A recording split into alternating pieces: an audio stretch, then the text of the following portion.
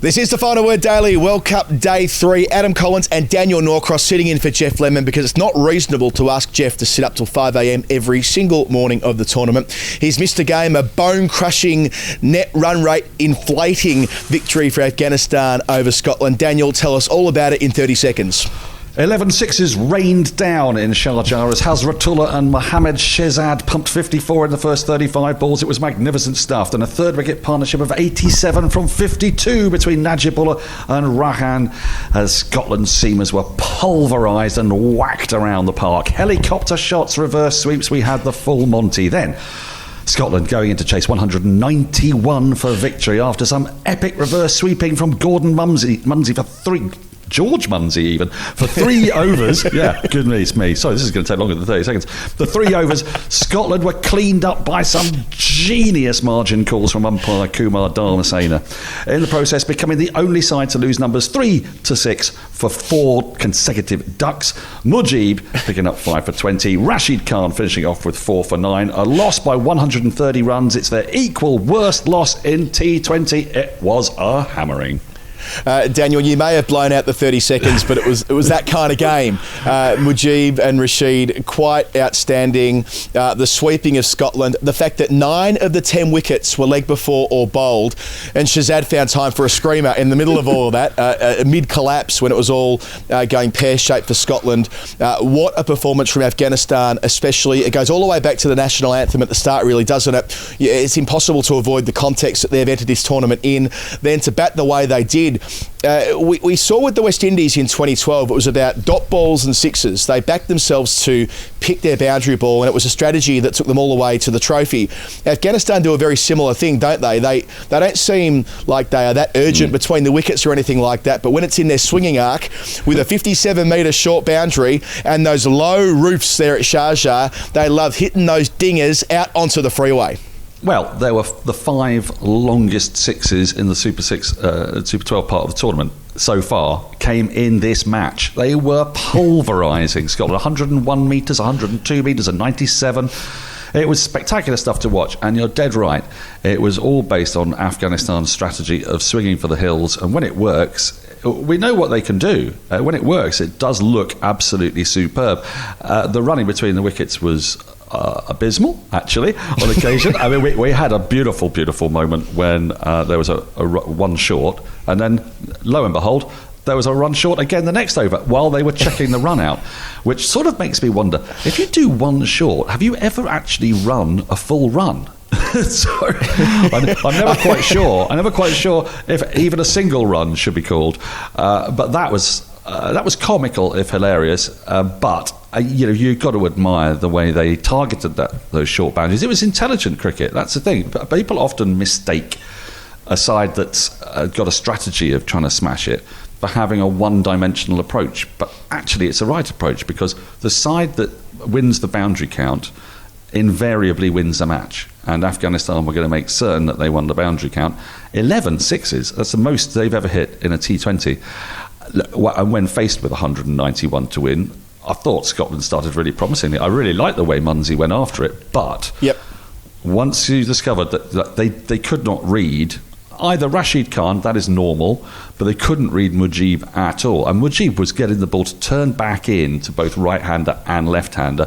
So this was not the day for Kumar Dharmasena actually to be able to spot when the ball was going to be just clipping leg stump and getting it right.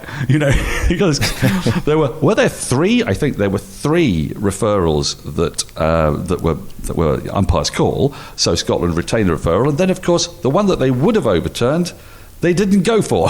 So it was one of those days for Scotland, having won 3 out of 3, where absolutely everything that could go wrong did go wrong. They've got to put it behind them and look the other way and never watch the highlights.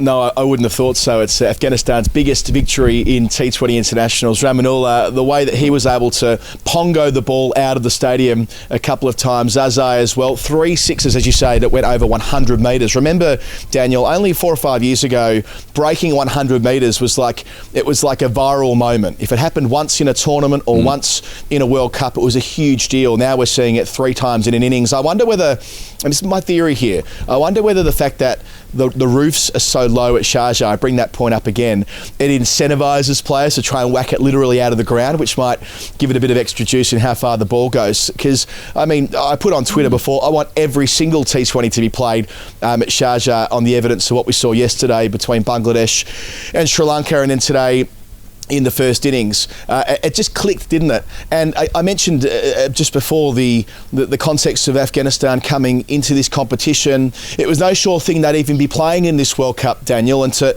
come out in such impressive fashion in a group that includes Scotland and Namibia. I mean, without diminishing Namibia's prospects of beating them, in all probability Afghanistan will win there as well. In some respects, and Ben Jones from CricViz put this to me, in some respects Afghanistan against India could become a quasi-quarterfinal. That's assuming that Afghanistan's too good for New Zealand as well. So a lot of assumptions early in the tournament, but India's next game is against Afghanistan, which raises the stakes on that exponentially, because India coming off a loss and Afghanistan magnificent today.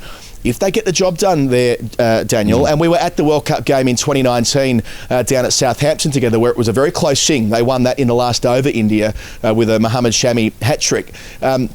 Well, I mean, it states the bleeding obvious, but if Afghanistan win there, they'll have one foot in the semi-final. They will, and actually, Matt Roller had pointed out he thought that the group that England are in, England and Australia, had become the group of death because of Bangladesh and Sri Lanka coming in. But actually, the thing about a group of death is that you have more leeway. You can actually often afford to lose 2 games in a group of death. Yeah. The problem with the real group of death is that, with all due respect to Namibia and Scotland, they are likely to lose both their games. They're not going to be taking points off, you think, other teams. So it means that you can afford one slip-up, basically, and India has had their slip-up. They've got 2 enormous matches against New Zealand and Afghanistan. You're dead right. Afghanistan are a very, very serious threat to them, because if they lose either of those games, then they need miracles to happen from elsewhere, basically. They will probably need an upset from Namibia or Scotland against New Zealand or Pakistan. Now, we shouldn't rule that out, of course, because Pakistan have been known to implode before, and New Zealand are a little... I mean, look, they're an unknown quantity because they're the last side in this tournament yet to play a game. So we don't entirely know how it's going to pan out, but it's lip-smackingly exciting, isn't it? Afghanistan, India, that could be... I mean, it's also a great clash of styles, because... it is. I mean, look at all these six-hitters we haven't even talked about Mujeeb yet, really, have we? I mean, his talent, that middle order is stacked for guys who can pongo it miles. And if they click as they did today, they are going to routinely hit 180 and above. And when you've got 2 spinners of the capability of Mujeeb playing his first World T20 game or T20 World Cup game this evening, 5 for 20 from his 4 overs, those 3 in an over, the googly effective on 3 occasions in the space of 5 balls. Rashid Khan didn't bowl until the 7th over, wasn't required until the end of the power play. 4 for 9 from 2.2. Of course, Rashid Khan's been, if not the best bowler in the world over the last 5.5 years, certainly on the podium, routinely ranked number 1, according to the ICC. He was hitting pads, hitting stumps as well.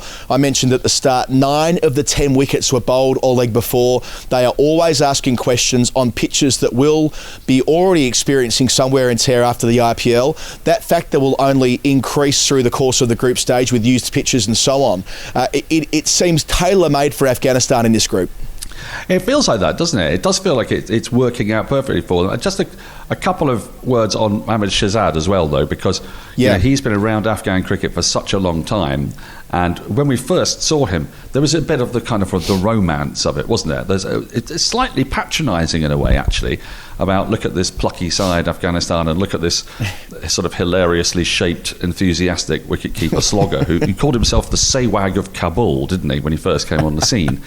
But this was calculated hitting, and don't get mistaken. Don't let his physique lull you into thinking that he's not a terrifically nimble man. The catch he took today, the 1 wicket to fall that wasn't bowled or LBW for Scotland, was an absolute screamer. And there's always the brilliant celebration. It was all that, and there's a big grin on his face. But let's just for a moment, park all those sensibilities and just remember he's a really good cricketer. And to have him at the top of the order, what he does is he backs himself the whole time. He shows no lack of self-confidence, but he's going to come after it. He'll come after it and commit to 100%, which is a refreshing thing, isn't it? After we saw the way the West Indies tried to commit but couldn't execute against England, I know the quality of the bowling was not quite the same. But Afghanistan had decided what their method was going to be. They went at it, and you can see why they executed, because these are inventive shots, and some of them are classical shots as well. This isn't slogging or wafting. It was clean striking, and as you say, if they could get a roll on there, their spinners give them a double threat with the ball. I think they're going to be tested. Their seamers are going to be tested a little bit more further on into the competition.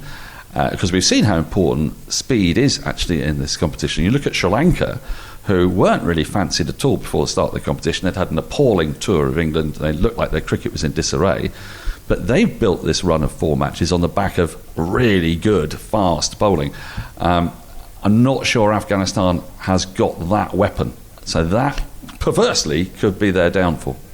Yeah, that catch. I mean, we've seen some brilliant fielding already in this competition, just 3 days long in the Super 12 stage. But diving full stretch to his right, plucking it out with the one glove. It was superb, as was the celebration. And remember, he got the party started. He hit the first couple of sixes for Afghanistan at the top of the order. As far as Scotland are concerned, Daniel, they were brilliant in the first round, or the qualifying tournament that was played before the main competition that started on Saturday. Maybe a bit of a reality check here for them, which isn't to say they haven't earned their spot in this competition. I mean, Scotland have been a consistently very good side, but as is so often the case in the shortest form of the game, I should correct myself there, it's no longer the shortest form of the game, but the shortest international form, you might say.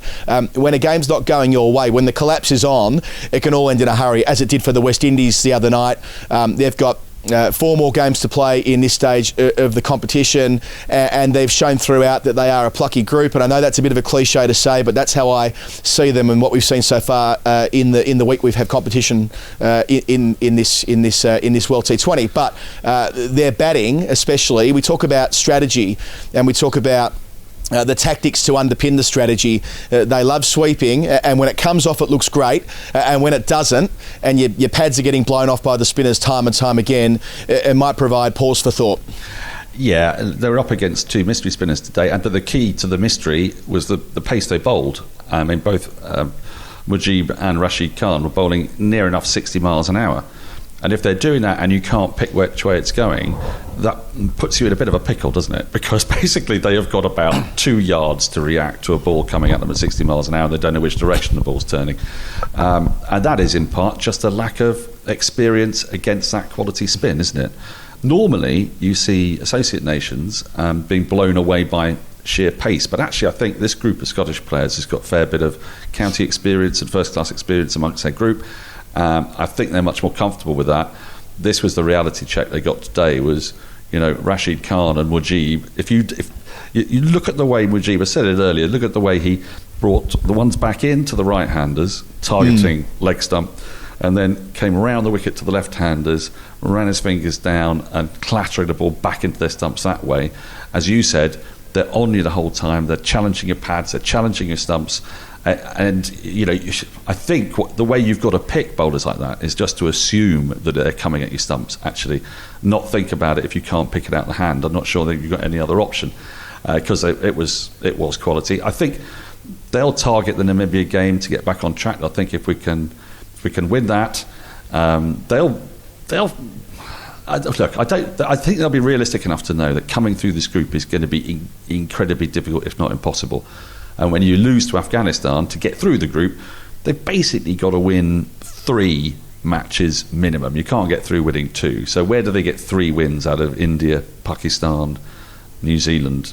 Well, you've got to get 2 out of those 3. That's going to be incredibly tough. But they'll be gaining experience of doing it all the time. I don't think it'll affect the way they look back on the competition. I think they'll have happy memories of having got there. Because don't forget that for them, this tournament is probably about trying to put a little bit of pressure on getting equal status to Ireland. Yep. The problem is they've just been wiped out by Afghanistan, who are a relatively recent entrant into the full member status. So that's why they would have really loved to have put up a better showing today. Yeah, it often can be helped by World Cup performances, can't it? We think back to Bangladesh in 1999 and Ireland at a couple of World Cups there in 2007 and 2011.